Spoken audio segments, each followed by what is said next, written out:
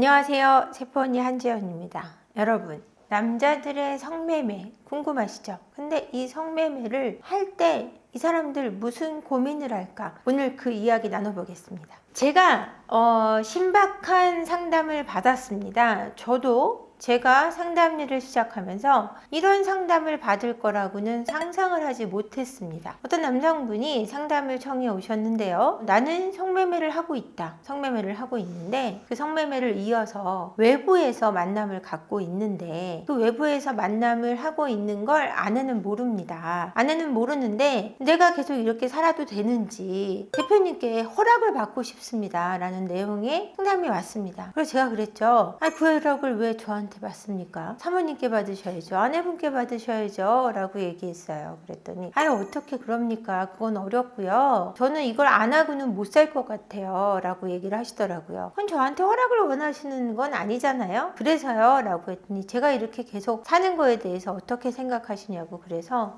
저는 쓰레기라고 생각합니다. 개쓰레기요. 라고 말씀을 드렸죠. 진짜 상담 때 이렇게 했냐고요? 네, 이렇게 얘기했습니다. 그 얘기를 했더니 그러지 마시고 좀 얘기를 좋게 해주세요. 라고 얘기하시더라고요. 그래서 왜 이런 질문을 하시냐라고 얘기를 근본적인 원인을 이렇게 내려가 보니 이분의 진짜 고민은 그것이 아니라 성매매하는 여성이 나를 좋아하는지 안 좋아하는지 연애 감정에 빠져들면서의 고민이 시작된 거였습니다. 남자들은 유흥과 바람의 차이를 내가 마음을 주지 않고 관계를 가지면 그건 유흥이고 마음을 주고 만나면 그건 바람이라고 결론 짓는다, 구분한다라는 얘기를 해주시더라고요. 그래서 이분이 하시는 말씀이 나는 유흥으로 끝나는 삶을 살고 싶지 바람에 빠지고 싶진 않았는데 점차적으로 내가 바람으로 간다는 사실이 힘들다. 그래서 내가 주고 싶은 돈은 몇십만 원의 작은 돈인데 자꾸 바람으로 가다 보니 더 많은 돈이 이 여자한테 가고 있고 주고 싶어지는 것이 힘들다라는 내용의 상담이었어요. 아내에 대한 죄책감이나 아이들에 대한 죄책감이 아니라 내가 이 여자에게 돈을 더 많이 주고 있는 내 모습이 싫었던 거예요. 그걸 고민하는 겁니다. 나는 유흥을 하고 싶은데 바람으로 가지 않도록 조언을 해주세요 라고 얘기를 하시는 거예요. 그러면은 그 문제만 갖고 제가 얘기를 한번 그러면은 해보자 쪽으로 상담을 틀어서 대화를 나눠봤습니다. 그 여자를 더 이상 만나지 마세요 라고 얘기했어요. 그 여자는 분명히 본인에게 공사를 칠 겁니다. 공사가 뭔가요? 큰 돈을 이제 뜯어낼 때가 된 거예요. 마음을 가져갔으니 이젠 점차적으로 더 불쌍한 행동을 해서 당신에게 더 큰 돈을 요구할 거라고 제가 말씀을 드렸더니 그러면 그 큰 돈을 뺏기지 않을 수 있는 방법이 뭐냐라고 도로 물어오시는 거예요. 그래서 제가 그랬죠. 만나지 마세요 라고요. 그랬더니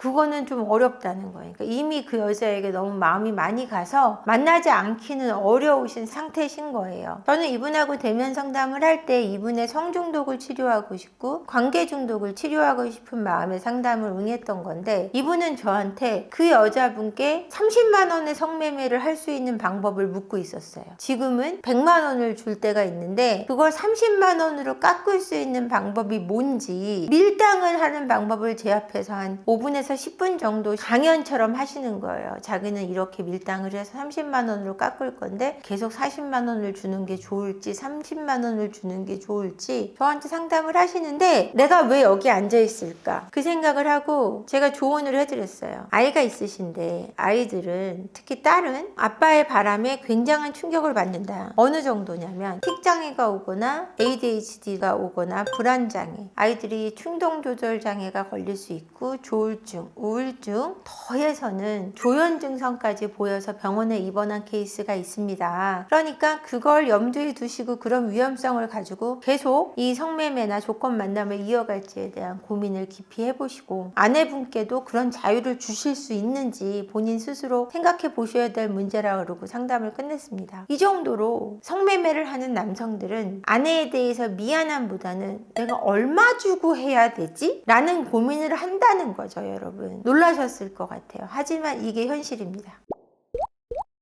성매매를 저지른 사람들이 죄책감을 어떻게 해소하려고 하는? 성매매를 저지른 사람들이 죄책감을 해소하려고 한다. 거의 죄책감이 없다는 쪽으로 말씀을 드리는 게 맞는 것 같아요. 제가 상담을 해본 결과 성매매를 저지르신 분들은 아내가 알게 되면 제가 잘못했죠 라는 정도인데, 알지 못하면 바람을 폈다, 아내를 배신했다라고 생각하지 않고요. 한 번의 일시적인 성관계만으로 그걸 끝냈다면 그건 아내에게 잘못했다기보다는 내 욕구를 건강하게 풀어냈다라고 생각한다는 거죠. 죄책감이 없다라는 표현이 맞는 것 같습니다. 위에서 제가 댓글을 좀 읽다가 네네네. 남편이 성매매를 했는데 바람 피운 것보다는 나은 건가요? 뭐 이런 질문들이 있어요. 어떤 네, 저도 마음인지는 봤어요. 공감이 되는데 근데 저는 그렇게 생각하지 않아요. 성매매를, 그러니까 보통 아내분들은 마음을 주지 않고 뭐 배설을 한 거기 때문에 성매매는 괜찮지 않냐 그러는데, 성매매 하면서 그거를 조건 만남이나 아니면은 외부적으로 만나서 바람을 피는 경우도 굉장히 대다수고요. 그것뿐이 아니라 그런 식으로 성매매를 하는 사람은 성매매를 못 끊어요. 근데 바람을 폈던 사람은 진심을 두고 누구를 만났다. 그 사람을 끊으면 아내한테 돌아왔을 때 다시 진심이 될 가능성이 되게 높아요. 일관성을 가진다는 거죠. 사람들은 일관적인 특성을 띄어요. 근데 성매매하는 사람은 성에 대한 중독성을 띠기 때문에 성매매를 끊어내는 거는 바람보다 훨씬 어렵다는 뜻입니다. 그렇기 때문에 더 낫다, 덜하다 라고 표현할 수 없다라고 말씀드리고 싶네요. 이런 사람 고쳤을 수 있을까요?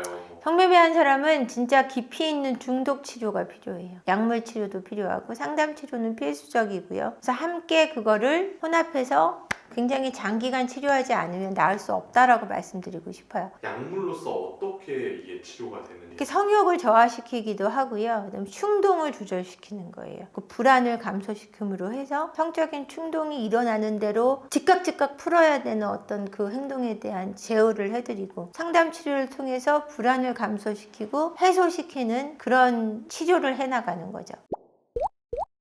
댓글 중에 이런 댓글도 있어가지고, 이제 성매매를 들키고 나서 남편이 하는 변명 중에 가장 많은 변명이 네가 안 해주잖아라는 변명인 것 같은데. 네, 맞아요. 그런 네가 것 안 때문에 해주잖아. 상처받는 분들이 많은 것 같아요. 그거는 네가 안 해주잖아 해서 상처받는다기보다 그런 일이 벌어지고 나서 네가 안 해주잖아 그러면은 내가 잘못한 게 있어요 라고 반성하죠. 반성하시는데 이건 반성할 문제가 아니에요. 왜냐면은 실제로 관계를 하고 안 하고를 떠나서 성매매 하는 분들은 계속 성매매를 해요. 성이라는 것이 했고 안 했고가 아니고 어떻게 했고도 중요하고, 누구랑 했고가 중요하고, 새롭게 했냐가 중요하고, 특히 남성들은 많은 여성들과 하는 거에 대해서 굉장히 추구하고, 처음 본 여자가 제일 예쁘고 똑같은 관계를 갖는 거에 대해서 되게 싫고, 어떤 여자는 다를까에 대한 호기심이 크고, 이러다 보니까 가장 손쉽게 접할 수 있는 한국 문화의 문제죠.